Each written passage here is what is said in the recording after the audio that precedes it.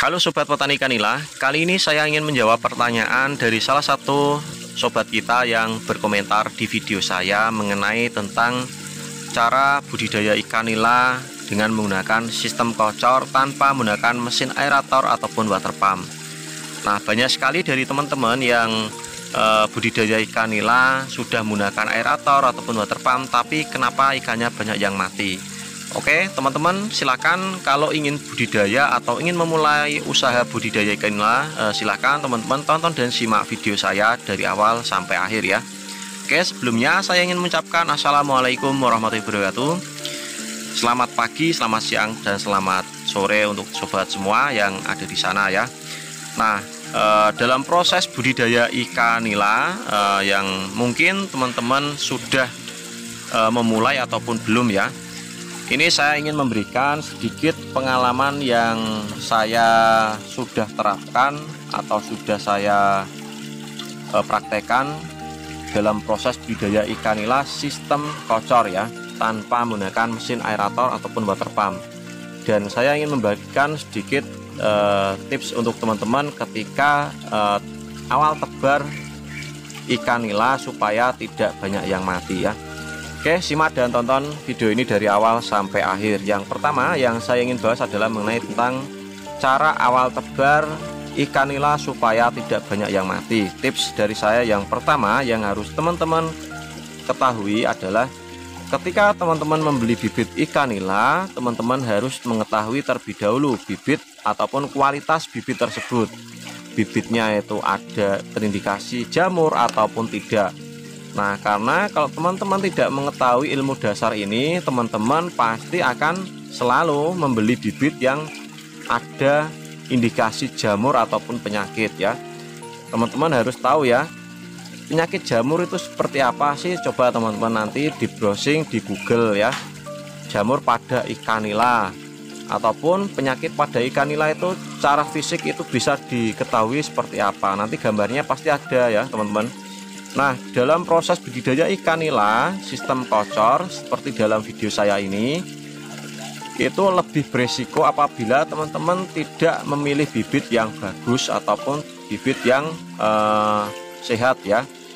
Itu kunci yang pertama dalam proses budidaya ikan jenis apapun ya, bibitnya itu harus sehat ya. Yang kedua, belilah bibit lokal, jangan dari luar kota yang jaraknya jauh ya. Mungkin kalau luar kota perbatasan sih nggak apa-apa ya teman-teman, tapi jangan terlalu jauh jaraknya ya, itu akan berdampak ataupun sangat berisiko ikan stres ya. Kalau teman-teman pemula, besar kemungkinan kalau ikan stres salah penanganan, ikan pada banyak yang mati. Tapi kalau teman-teman sudah pengalaman ya, para suhu istilahnya ya, ataupun sudah senior ya, itu pasti mudah sekali untuk menangani ikan-ikan stres seperti yang sudah ya. Mungkin kalau pembelian dari luar kota mungkin dengan harga yang lebih murah ya, biasanya seperti itu ya. Nah, dalam proses budidaya ikan nila dengan sistem kocor seperti dalam video ini, ada beberapa tips yang harus teman-teman ketahui ya, selain dari pembelian bibit ya, dan juga jarak pembelian bibit itu. Ketika teman-teman budidaya ikan nila dengan sistem kocor seperti ini, yang harus teman-teman ketahui adalah tingkat kepadatan itu tidak boleh melebihi sekitar 80 ekor per meter ya. Itu teman ya, harus dicatat ya. Nah, kenapa seperti itu? Karena kita mainnya kan main istilah aman ya, tidak menggunakan aerator ataupun water pump ya. Jadi ini hanya aliran mengalir dengan dari bak tandon, itu pun tidak 24 jam ya. Nah, caranya bagaimana dengan sistem kocor ini? Itu sistemnya itu bagaimana sih? Kalau teman-teman belum ada yang tahu ya, sistem kocor ini adalah air baru dari sumur yang kita tampung dari bak toren, lalu kita masukkan ke kolam. Nah, ini airnya ini itu sekali masuk dan langsung kebuang. Jadi ada kolamnya ini, ada pembuangan ya. Kalau teman-teman perhatikan itu di bawah itu ada pembuangan paralon nancap ya, itu ada pembuangannya ya, itu untuk pembuangan amonia ya. Jadi airnya itu selalu tersirkulasi istilahnya, tersirkulasi air lama keluar, air baru masuk ya. Dan bisa teman-teman lihat kondisi kolam itu sangat jernih sekali teman-teman ya. Ya nggak jernih amat lah istilahnya. Untuk kondisi tempat budidaya ikan nila itu masih terlihat bening ya. Nah ini waktu ikan nila saya waktu masih ukuran 2 jari ya, masih kecil.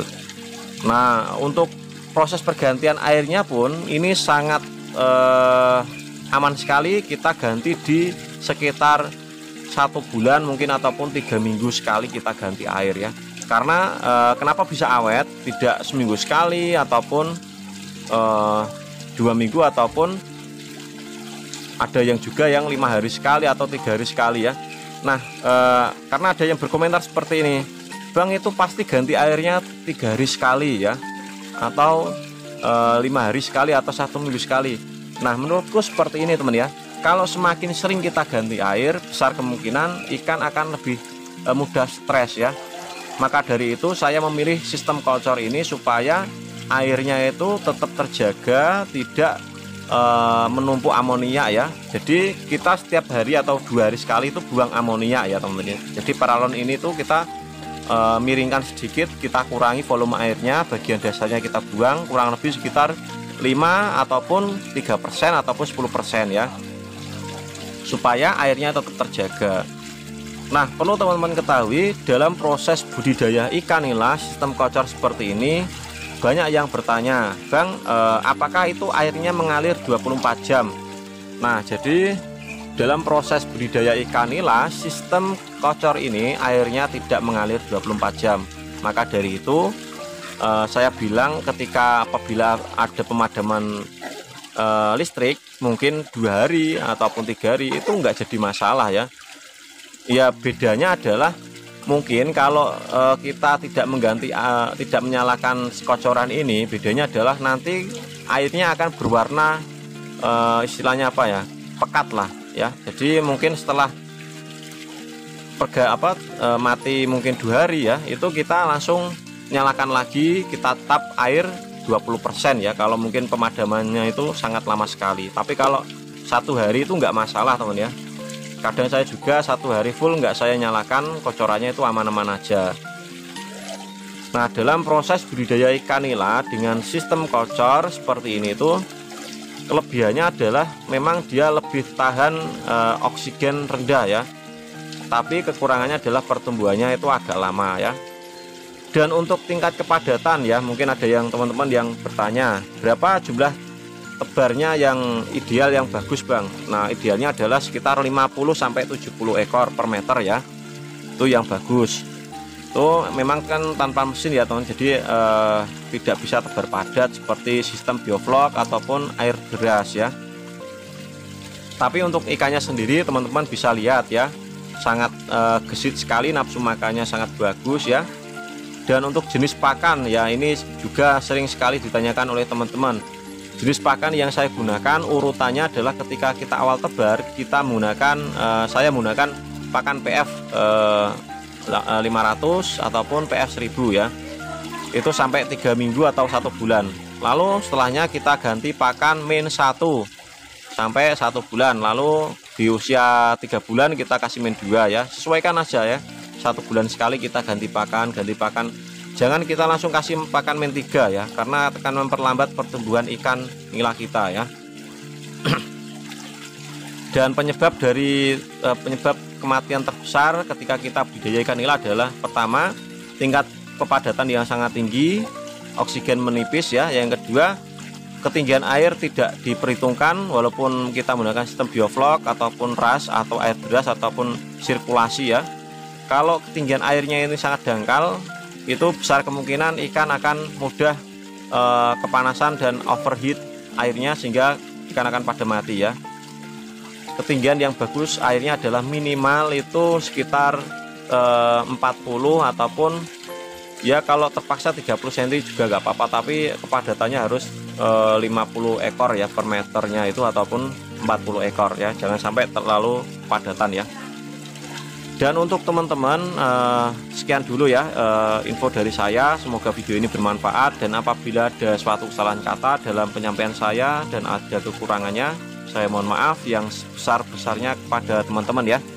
Dan semoga video ini bermanfaat untuk teman-teman. Silahkan share dan bagikan apabila video ini menarik dan pantas untuk dibagikan. Oke, sekian dari saya. Assalamualaikum warahmatullahi wabarakatuh.